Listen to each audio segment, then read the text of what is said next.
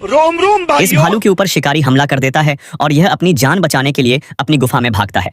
तभी सभी भालू अंदर जाकर गुफा के सामने पत्थर लगा देते हैं और यह भालू बाहर ही रह जाता है। तो यह वहां से भागकर पेड़ के पीछे छिप जाता है, लेकिन शिकारी देख लेता है और गोलियां चलाता है और यह भालू अपनी जान बचाने के लिए एक घर में घुस जाता है और वह देखता है कि वह तो शिकारी के ही घर में आ गया है और वहां बहुत सारी बंदूकें हैं और दूसरे भालुओं की खालें पड़ी हैं और वह अपनी शक्ल शीशे में देखकर डर जाता है और बाहर भागने वाला ही होता है। तभी वह देखता है कि शिकारी घर की ओर आ रहा है। साले को बम से उड़ा दूंगा एक बार हाथ में आ जाए तो। और वह डर के मारे अलमारी में छिपने के लिए गेट खोलता है तो उसके ऊपर शिकारी की बंदूकें गिर जाती हैं और वह उनको रखकर दूसरी जगह जाता है छिपने के लिए।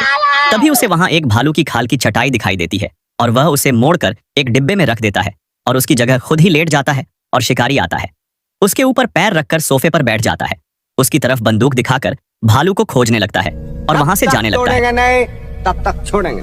पर भालू की नाक शिकारी की बंदूक में फंस गई थी और वह गेट के पास से निकल गया। भालू जैसे ही बाहर जाने लगता है उसके ऊपर गोलियों की बारिश होने लगती है और भालू अंदर चला जाता है। जब शिकारी आता है तब उससे खेलने लगता है और उसके ऊपर ही सो जाता है।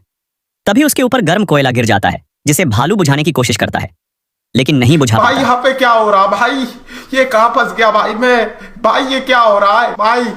और जलने के कारण वह चिल्लाने लगता है, मुझे अपने घर जाना है। और शिकारी उठ जाता है और वह देखता है कि भालू के ऊपर आग लगी है तो वह उसे बुझाने की कोशिश करता है और उसे बुझा देता है और फिर उसे साफ करने के लिए वॉशिंग मशीन में डाल देता है। No, God, please, no, no, no. और भालू धुल जाता है।